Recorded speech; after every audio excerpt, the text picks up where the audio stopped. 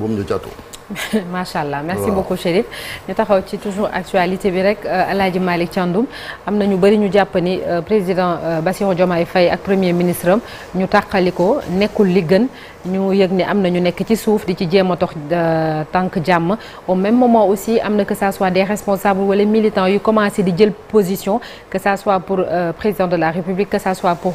premier ministre am na ñoo maanaam sans avoir même tous les éléments concernant lii nga xam ne ñu bëri dañoo jàpp ni crise la. waaw crise la c'est le PASTEF qui est face à sa plus grande crise depuis ñu ko créé ba léegi crise la bu nga xam ne nag c'est au sommet malheureusement crise boobu noonu jamono ji mu amee man jàpp naa ni du jamono bu baax bi warul woon sax am parce que diggante Ousmane Sonko ak Diomaye man jàpp naa ni li leen boole moo ëpp doole li nga xam ne tey moom moo nekk seen ay divergence mais nag c'est le duo qui est face à l'exercice du pouvoir loolu moo indi tey ñu dem ba réeroo ci ay gis-gis réeroo nag bu amee ba nga xam ne tey jii réew mi déjà dafa taxawoon jafe-jafe yi tar bu ñu demee ba crise entre Ousmane Sonko ak le président Bassirou Diomaye Diakhar Faye bloqué réew mi il faut que ay nit jóg dox ci ay tànku jàmm loolu moo jaadu parce que ça n'arrange pas le pays mais aussi amul benn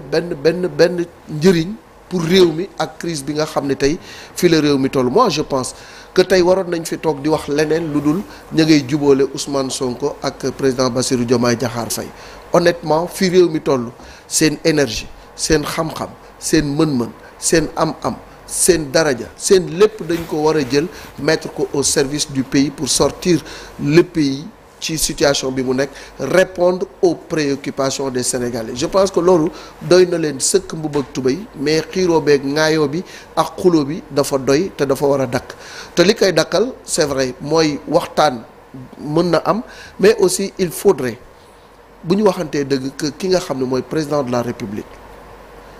clé de voûte des institutions ñu jox ko cër bi ñu ko war a jox c'est une institution le président de la République ak nu situation bi mënti demee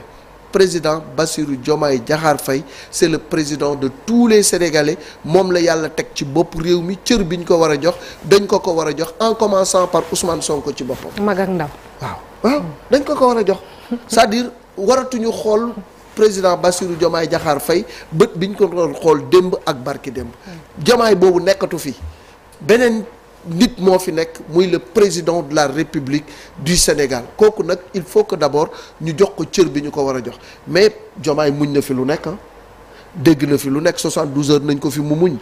jël na fi décret ñu bloqué ko mu muñ lu nekk def nañ ko mu muñ donc man jàpp naa ni ku muñ la te li mu muñ bari na ñu nga xam ne bu ñu nekkoon ci position bi mu nekk am doole bi mu am duñu ko muñ donc aujourd'hui le principal problème mooy nañu jox président Bassirou Diomaye Diakhar Faye cër bi mu war a doon muy l'institution qu'il incarne leneen li ci des aussi am na ñu nga xam ne noppi moo gën ci ñoom dañ leen a war a fay sax ñu noppi waruñu wax parce que mbir bu demee ba toll fii dañu war a bàyyi ay kilifa ñu jóg dox ci ay tànku jàmm pour mu mën a jeex mais bu fekkee ni dafa am ay ñu nga xam ne dañu nekk ci biir kuréel googu di Pastef di tirer sur le président de la République di wax yu tegginewul ci kaw président Bassirou Diomaye Diakhar Faye ça pose problème dem nañu ba koy tuddee président par intérim dem nañu ba koy tuddee lu nekk ñu tuddee ko donc aujourd'hui ça suffit il faut que ñu jox ko cëram jox ko gëddaam ñi nga xam ne ñoo génn di wax ko ci mel ni Maïmouna Bousso li mu wax loolu kenn war ko génn ci sa làmmiñ di ko teg ci deru président de la République du Sénégal sëñ Bara Ndiaye et cetera il faut que ces gens-là tëj seen gémmiñ noppi boo mënut a wax lu baax boo mënut a wax luy defar da ngaa war a tëj sa gémmiñ nga noppi nañu bàyyi ñi nga xam ne ñoo ci jóg di ci dox ku ci mel ni Habib Sy ku ci mel ni Pierre Goudiaby Atepa am na kilifa diine buñ ci dudd ñooñu ñi ngi jóg di ci jox tànku jàmm le chef de cabinet du président de la République moom si boppam annoncé na la couleur daal di wax ne les choses évoluent dans le bon sens bu ñu demee ba yëf yi di évoluer dans le bon sens il y a des sorties inappropriées yu nga xam ne amul yar amul teggin te du defar donc loolu aussi dañ ko war a moytu en tout état de cause aujourd'hui muy Diomaye muy Sonko nañu jël la République placé ko au-dessus de leur divergence placer ko au-dessus de leur ambition politique xam ni askan bi encore une fois dañu am yaakaar ci ñoom ndaw ñi dañu am yaakaar ci ñoom la crise est profonde tey jii réew mi taxaw na dëkk bi doxul am ngeen lu loon day sëkk teg leen seeni divergence fële teg seeni guerre de positionnement fële te ñëw consacré wu ci liggéeyu réew mi parce que loolu lañ leen di sas loolu lañ leen di xaare te loolu mooy seen ndam à l'heure du bilan Diomaye sera comptable mais Ousmane Sonko sera comptable. Sëñ Cheikh ci pour mettre un terme à tout cela ndax encore une fois ni ñu ko doon waxee démb yëf yi ba tey dafa mel ni lu jaxasoo. waaw xam naa ni loolu question bu moom du neex a tontu. mais li am ba am mooy. déjà am nañu sol seeni dàll ngir dox médiation ci mbir moomu mooy divergence yoo xamee ni. Je pense qu'entre un président et un premier ministre waru woon sax yegg ci espace public bi seen divergence yooyu waroon nañ ko seq seen biir ay ñaari kilifa lañu waroon nañ mën a waxtaanal seen bopp ba résoudre le problème bi seen bopp parce que comme que nee nañu kii mooy kii ba ñu tàmbali seen projet ba yegg fii je pense que ci mbirum vision waruñu am wuute boobu ba mu andi coow li ba commencer paralyser réew mi parce que il faut le dire xibaar bi ñu gis démb par exemple ba ñu nekk y a le premier ministre mauritanien qui a reporté sa visite au Sénégal lu tax parce que y a une crise politique déjà dem ba bitim réew am ñoo xam ne dañoo amoon agenda fii ñu bloqué ko parce que fii dafa am te loolu donc ça te donne une idée da lay jox misaal li bloqué ci réew mi actuellement du loolu kese parce que fii aussi dañoo nekk ci réew boo xamee ni le premier ministre pratiquement il avait concentré tout fële ca primature ci ni réew mi di doxee actuellement dafa nekk ci bër loolu dafay andi réew mu bloqué moo tax nag ñu war ci jóg dox ci tànku jàmm ngir affaire yi dem parce que c'est le Sénégal moom moo ciy gagné comme ni ñu ko waxoon le Sénégal est au-dessus de nos personnes. te ci mbir moomu tamit xam nga ni médiation foo ko tuddee da ngay tudd ay kilifa souvent régime Pastef da ngay faral di dégg ñaan système bi mais système boobu tey jii moom moo mën a régler problème bi parce que su ñuy wax système tey kilifa diine yi pàcc bu mag lañ ci système bi souvent ay problème su amee ñoom la ñuy woo ñu ñëw. régler ko kilifa yi président yi nekk fii Sénégal soo xoolee kàddu kilifa diine yooyu dafay résonner ci ñoom moo tax ñooñu tey ji soxla nañ leen démb sax gis nañ ñu bari di leen woo naan leen nañ ci dugg ñu régler problème te jàpp naa ni ñu ngi koy def parce que xoolal li xew Casamance le khalife général kan moo yëgoon ni mi ngi doon dox tànku jàmm ci militaire ba nga xamee ni dañ koo jàpp tey jii ñu dem ba MFDC ñëw di ko sargal ci li mu dugal loxoom ba tey jii militaire boobu mën a dem ñibbi këram loolu kenn yëgu ko woon. kilifa du wax ci kaw kilifa du wax ci kaw ci suuf lay def. te je pense que. loolu la ñu soxla. c'est vrai quand on dit système lu bon a ngi ci lu baax a ngi ci. mais nag sooy xeex dara da ngay sepp li nga xam ne mooy lu bon li nga jël ko nommer ko identifier ko génne ko mais. du ñu jël lépp naan lii moom moo bon dañ koy teg fa leen le Sénégal a besoin de ses patriarches bërki démb ñu bari ñu ngi leen doon xalab ci li fi xewoon amoon sax ñu dem ba yëkkati ay kàddu yu ñaaw di ko teg seen der mais tey jii gis nañ ni que ñii ñooy pilier réew mi dañ leen soxla ay problème su amee ci ñoom la ñu yaakaar ñu ñëw régler ko waxtaan ak ñi nga xam ne ñoom ñoo ko seq et wax dëgg fa yàlla nag yëfi war na gaaw ñu dépasser li dem ci leneen parce que Malick mi ngi koy wax ce pays a tellement d'urgence yoo xamee ni moom moo ñu soxal plutôt que di régler ay problèmes yoo xamee ni ñaari nit ñoo ko seq. Chérif. waaw sant yàlla bu dee xëy nañ dégg déjà taxawaay boo xamante ne am na ay kilifa yu sol seen daal ngir diggante bi baaxaat parce que loolu Sénégal dafa am tradition dialogue fu jafe-jafe am aussi daanañ dégg acteur muy ay kilifa diine kilifa aada wala ci politique bu dee ci wàllu politique bu jafe-jafe amee sax ñu war a njëkk entrer justement en action mooy ñi bokk ci parti bi d'abord parce que te am na ci en interne ay kilifa yoo xamante ne jamono ji également ñi ngi ciy dox jànku jàmm parce que loolu moom mooy seen wareef contrairement ak certains responsables yi def des sorties intempestives sur les réseaux sociaux et loolu ça n'arrange personne et day gën a aggraver justement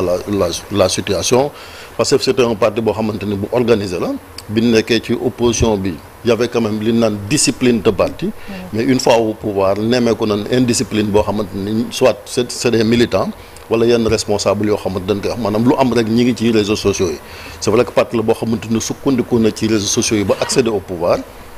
mais une fois au pouvoir réalité yi munta bokk parce que mbiram état du lépp la naan fàng ci biti te loolu Ousmane Sonko ci boppam moo leen ko njëkk a wax si vous vous rappelez il y a 1 an mooy bi ñu fi nommé soxna si di Awa Bokar Li nga gisoon boobu des directeurs des PCA ak ñu ci bëri di wax ba ci attaqué président bi moom moo defoon benn vidéo di défendre le président di leen fàttali sax na leen un président kenn du ko wañ loxoom maanaam kenn du teg pression un président de la république président du dellu ginnaaw loolu lépp il avait dit dans cette sortie là boo xamante ni moom Ousmane Sonko defoon na ko et que il faut ñoom ñu may leen ñoom it ñu gouverner maanaam ñu féex leen may leen affaire il avait dit ce jour là parce que li ñu fi gis mooy bu problème amee rek xëy na certains responsables xamuñ sax li xew da ngay gis ñu gaawantu jóg sur les réseaux sociaux di donner des gaz et cetera di ngi wax vous parlez xawma de chef de cabinet du président même loolu du cëram un chef de cabinet da ngay xaar ba mbir yi sotti mais chef de cabinet mënut a dem sur les réseaux sociaux naan di wax situation bu faw la vous avez parlé directeur SNHLM ce qu'il a dit vous avez parlé également directeur du port autonome de Dakar loolu ñoom dañuy cax rek de waaw mais lu mu cax situation am na moom fa yow li la waar mooy parce que Sonko ak Diomaye encore une fois Sonko moo jiite parti bi Diomaye mooy président bi mais am na ci ñoo xam ne nee naa la ñu ngi ci parti bi ñaar ñi ma fi tudd ëpp na leen légitimité ci parti parce que xeex bin xeex lan xeex ci parti bi taxawaay bin ci taxaw lañ taxaw ñooñu bu problème amee li war mooy ñu dox ci tànk jàmm yooyu moom moo tax situation bi daal di mën a évoluer maintenant nag bu loolu weesoo wax ngeen ko muy kilifa diine ya nga xamante ni ñu ngi ciy dox également seen tànk jàmm pour que jàmm daal di amaat ñu dellu ci li nga xamante ni moom mooy l'essentiel parce que vous avez vu li koy wane mooy Jibi Gueye Ndiaye moom dem poste bi mu def photo bi mu ko illustré loolu day wane taxawaayu kilifa diine parce que loolu yàgg na mooy bi doog a créé seen parti bi demoon seeti monseigneur Benjamin Ndiaye fii ci résidence Badamiye pour wane ni kon kilifa diine yi ci boppam ñoom it kenn mun leen a génn ci Sénégal taxawaay bi nga xam ne ñoo taxaw te saa yu crise amee dañ ciy dox tànku jàmm même 2021 bi jafe-jafe yi gënee am gisoon nañ taxawaay bi nga xamante boobu cadre unitaire de l'islam vous avez vu ci Vox Pop ku mel ni Cheikh Tidiane Sy Al Amine moo ko jiite woon docteur Cheikh Gueye qui est maintenant conseiller président ñooñu ku ci nekk dalay leen tëggun di seetaan ñi ngi xool naka la ñuy def ba situation bi mën ko régler ba nga xamante ni quand même dinañ mën a delluwaat ci calme parce que comme ni nga ko waxee ñi ngi jëm ci fin d'année jamono ji député yaa ngi wote wàllu budget jafe-jafe yi nañ ko mën a saafara bokk na ci li nga xamante ni moo saafara maintenant ñi jël ay position nag ñooñu je pense que duñ ay responsable parce que boo responsabilité am na loo xamante ni sur Habib Sy mii ngeen wane aussi la même chose parce que loolooy cëram Sonko moo fi waxoon bi mu ko defee candidat mooy bin ngeen hôtel Azalaï mu ne homme de devoir la sagesse am ma taxoon ñu daal di koy jël def ko candidat on n'avait même pas compris le fait que ñoom ñu ñëw au pouvoir jël ko nga yóbbu ko fu mel ni Sénélec alors que am na taxawaay vous avez vu Boubacar Ba bi ñu ko fi invité am na conseil boo xamante ne ak expérience bi mu am bu jege woon xëy na ñoom ñii di gone yi tey am na lu mu leen ëppalee ci wàllu expérience ba ay jafe-jafe am na ñoo xamante ne ay mag la naa ñoom ñëpp nga gis ko mi ñoom Aïda Mbodj ak ñoom ñëpp am nañ taxawaay boo xamante ne xëy na bu nekkoon gën a nekk au cœur du pouvoir dinañ mën a aider gone yi parce que boo ñëwee bëgg a def le vide changement ay c'est vrai conflit de génération la ñuy wax ak yu ni mel mais loo ko mën a def tamit wax dëgg yàlla di am ay mag yoo xamante ni dina nekk au cœur di la jàppale ça peut quand même régler le problème parce que am na lu dund loo xamante ni yow dundoo ko so parce que pouvoir ak seytaane da cee am bu ci amee nag am na ñoo xamante ni xëy na dinañ am la tête sur les épaules ba mën leen wax dëgg parce que un parti politique aussi bu ngeen àndi da ngeen di waxante dëgg neen koy waxee nag mooy lu nit chef pas de fanatisme parce que leen fi gis ñenn ñi moom c'est ay fanatique lan ba duñ wax dëgg alors que bu dëgg amee nag yéen am ngeen ay cadres yoo xamante ni am na malheureusement parti bi tamit loolu xam na ni ñoom dund nañ ko parce que une fois au pouvoir instance yi daawul dajale ces instances là ba nga xamante ni dina mën a daje bu jafe-jafe am nga gis une fois nga fi gis Sonko réunir fi le comité central alors que loolu quand même day éloigner li nga xamante ni parti bi ci ay réalité te politique moo tax ñu ñëw au pouvoir. Merci beaucoup Chérif ñu jàll